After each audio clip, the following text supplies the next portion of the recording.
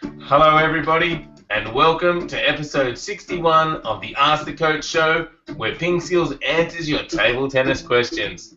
Today, we discuss the ready position, losing your temper, returning high spinny loops, and whether it's beneficial to practice with someone not as good as you.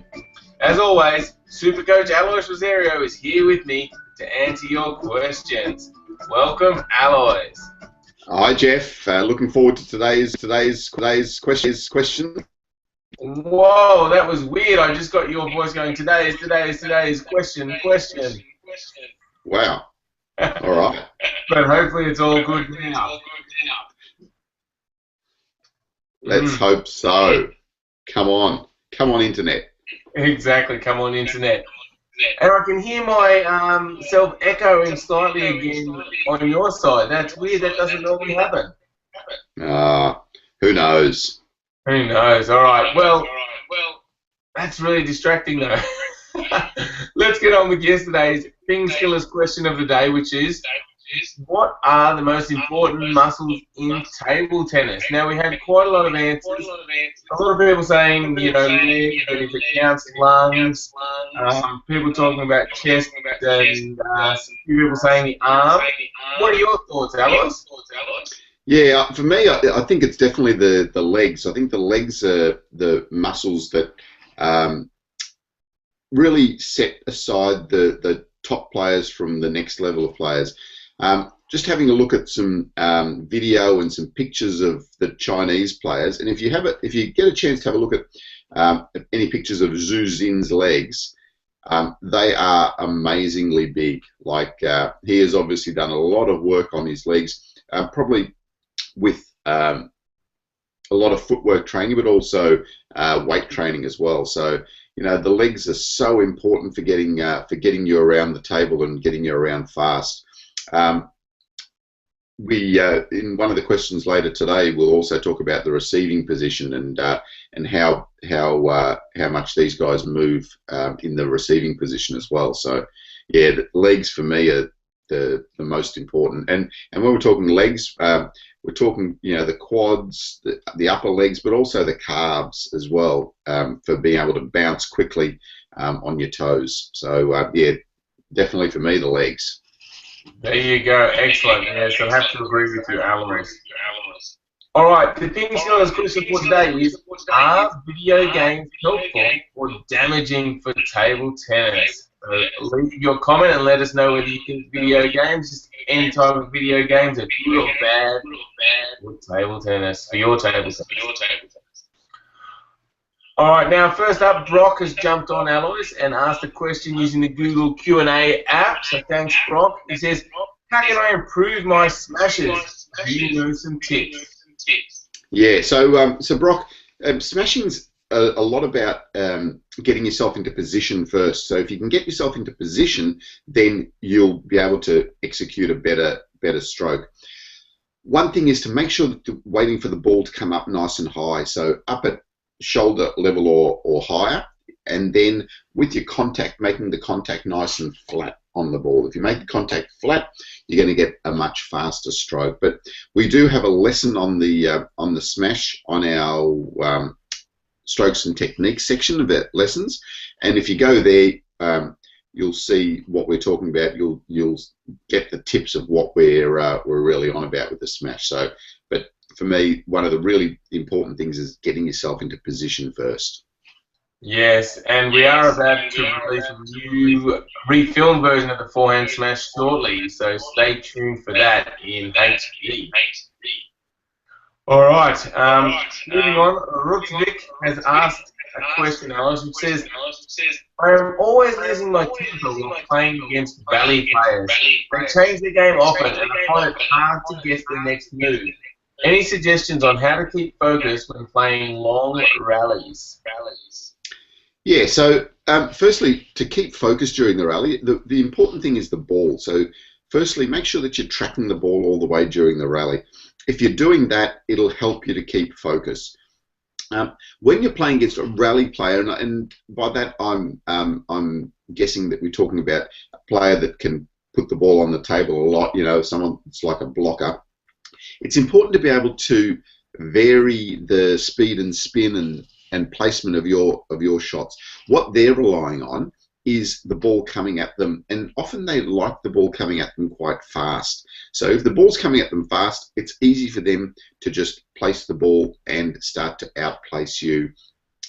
If you slow it up sometimes, speed it up sometimes, place the ball better, then it's up to them to start to think about what they're doing as well. So variation is the real key against a rally player that is able to get the ball back a lot. So yeah, see how you go with that. And as far as losing your temper, again, think about what you're doing each point, each rally, reassess after each rally, and then you'll find that you will start to get a better rally and better concentration. Okay, excellent. Now, Brock said, please fix the sound. I'm confused. So that feedback is obviously causing some problems, Alois, and it's difficult for me to even understand. I'm not sure what it is, though. Yeah, not sure. Maybe can you hit the mute button when I'm talking? I could try that. Yeah, All go right. on. All right, have you tried that now? Yeah. Okay, so now I'm talking, and that works. I'm not sure what's causing it, but that works. So maybe just keep switching it while that's happening. Excellent. All right, thanks, Brock. We have hopefully fixed the sound issue. All right, now, Alois, the next question is from Singaraju, who says, and this is a good question, he says, from the ready position, what is the exact point of time I should take my body up for the stroke on a service of the opponent? Is it the moment he contacts, or after his contact with the ball, or during the time which is between his racket and the net? What do you think, Alois? Yeah, so for this one, it is really interesting, Singaraju. If you have a look at the top players playing each other, the one thing that's really noticeable is that as soon as the other person's got the ball in their hand, but then the ball is rising out of their hand, they will start their motion. And the first thing that they do is that they will come from this position up. So as the ball's going up, they will start moving and come up a little bit more into a more moving position. By the time the other person has hit the ball for the serve, they're already in motion and they're already moving. So they're obviously seeing things of where the ball's coming, the type of serve that's coming, and perhaps even the speed of the serve that's coming.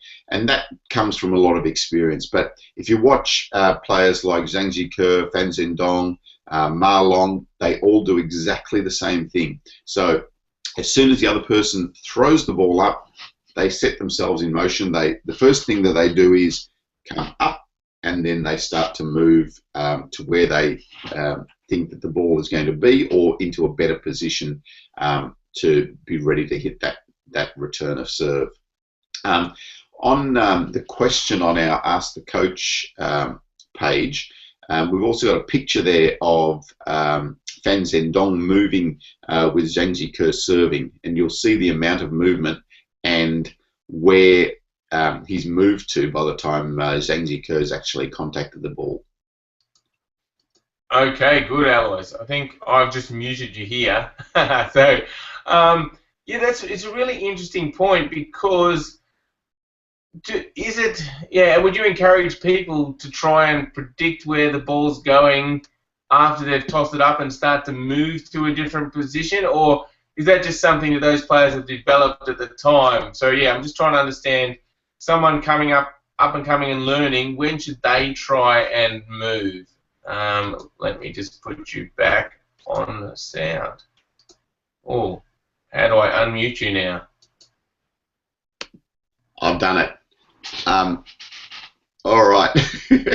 Gee, what a good show. Yeah, I think when you're developing, it's important to really focus on the ball. If you are focused on the ball when they're serving, you'll start to move naturally to position. You'll start to see things of what they're doing, where the ball's coming a little bit earlier, and that will help you. But I think the main thing is to make sure that you are ready to move, that you're active, that you're not just standing there. Definitely not standing there with your legs straight like that. You know, being in the ready position, being ready to move is really important, and then that will give you the opportunity to move when you start to recognize those signs. Okay, great answer, Alois, and thanks for the question, Singaraju. All right, so the next question is from Dakota. And Dakota asks, do you think it is more beneficial to play with someone slightly better than yourself or slightly worse? Someone not as good would give opportunities to work on technique. Someone slightly better would force you to be more focused and work hard. What do you think after you unmute yourself, Alois? Yes, good idea. Yeah, I think it's really important to practice with a wide variety of players. You know, if you're always practicing with players that are better than you, and a lot of people only like practicing with players that are better than them. If you're only practicing with players better than you, you miss out on some of the less predictable balls, some of the slower type of balls, things, you know, the better players, the ball tends to come off very cleanly off their bat, and you know, very predictably and with nice spin all the time. Whereas if you're playing against some lower level players, the ball might come off a little bit differently because they haven't developed their technique or their stroke, or they you know, might have a different serve that you haven't seen. So it's really important to not just practice with players up here. It's also important to practice with players that are lower in level than you. The other thing that can be important is if you're always practicing with players above you, you're not putting yourself under any pressure to succeed in points or in games if you're playing practice matches. You know, if you're always playing players better than you, think, oh well, they're better than me, it's okay if I lose. And then when you get into a match situation where you're playing against someone similar or someone you want to beat, you sometimes forget how to win. So that's another really interesting point about, you know, who you're practicing with. You know, and always say playing with players that are lower than you or playing games with them is good for the ego sometimes too. You know, like it's difficult to go out there all the time and be beaten. You almost get used to it. So yeah, so just develop a variety of players that you can practice with, and you know, some better, some lower. It's really important. Wow, that's yeah, a really interesting question, and really interesting to hear your thoughts on that one, Alois. I hope that's helped you out, Dakota. Okay, Brock has jumped in and asked, Alois, when someone loops against me, what angle? So I'm imagining he's asking what angle should he be using to block against the loop. But you have to take yourself off mute first. Yes. So the more topspin that they put on the ball, the more you need to turn your racket over the ball to get it back. If they've got a lot of topspin and it hits your racket, it's going to go up this way. All right. So the topspin is going to drag the ball up there. So now to get that ball onto the table, the ball's going to react off the rubber in a similar sort of angle. So now that angle is coming down there and onto the table. So if you leave it open with heavy spin, okay, it'll go up there. You need to turn that racket over. So now the angle takes the ball onto the table. Excellent. All right. So yeah, so really, Brock, it is a matter of experience in judging how much topspin they've got on the ball, and that will determine how much angle you need, how much you need to get over the ball. So yeah, see if you just can get someone to practice looping to you and you just blocking against them. Get them to loop 100 balls to you, and then you'll get practice against different amounts of topspin. I think that's a good way to do it. All right. And often, Jeff, often in the training situation, you know, when you're training, you might practice something for 5 or 10 minutes, and then your partner practices for 5 or 10 minutes. While your partner is practicing, and you're actually then getting an opportunity to practice your blocking, and that's a really important part of your practice. Often I see players when they're training, they're okay when they're doing their drill, their footwork drill or their moving drill or whatever it is, but when it's your partner's turn to do their drill, they're standing there and blocking with their legs straight, and that's the time that you can really practice your blocking and utilize the full training session. Yes, all right, excellent point. Yeah, so use that time when you're practicing, Brock, against someone to really improve your own block. Okay, the next question is from Andre. And Andre asks, I often have problems returning high spinny loops. It seems these are sometimes impossible to block. Recently I tried to smash them instead, and it seemed to work better. But the position of the ball must be exactly right, which isn't easy either. So do you have some advice, Alois?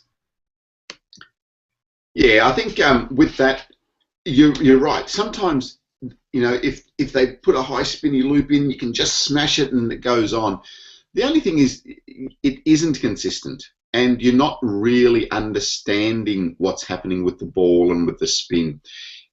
In a training situation, it's important to learn, to block that ball. It's important to learn to just control that ball properly and understand the different amounts of spin and what's happening with the ball. Because smashing the ball will give you a quick fix sometimes, but it won't fix the cause of the problem, and that is not understanding the type of spin or the amount of spin that's on the ball, and learning the control to be able to put that ball back on the table.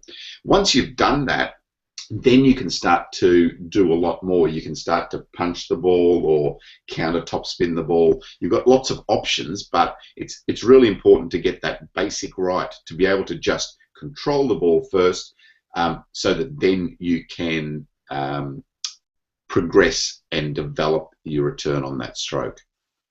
Yes, and we do have a video on returning a high spinny top spin where we go through 3 options, and one of them, Alois, is about using soft hands. And does that help with that initial control you're talking about?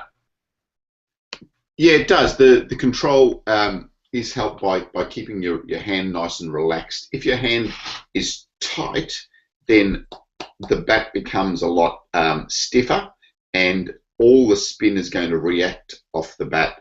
Whereas if you're holding your hand nice and relaxed, the bat becomes a little bit softer. It's almost like a big sponge rather than a block of wood, and so some of the spin gets absorbed by the softness in your hand. So yeah, that's a good point. Okay, great. All right, so what we'll do is we'll put a link to that lesson in the show notes, and you can find the show notes by visiting PingSkills.com and clicking on the blog link. Good question, Andre. Now, Super Mario Time, Alois has just jumped on and asked a question again using the Google Hangouts Q&A button. Thanks, Super Mario Time. And Super Mario Time asks, what kind of pendulum serve should I learn first? Yeah, so I think the easiest one to learn is just the basic pendulum serve, the side spin serve. So, coming around the side of the ball is probably the natural action of the serve. So if you try that to start off with, you'll get nice curve on the ball, and it's a natural action. After that, you can start to think about serving with backspin and topspin and all that sort of thing as well. But yeah, first up, just do the side spin pendulum serve and see how that goes. Great. All right. Thanks for the question and good luck with that. And that wraps up today's show.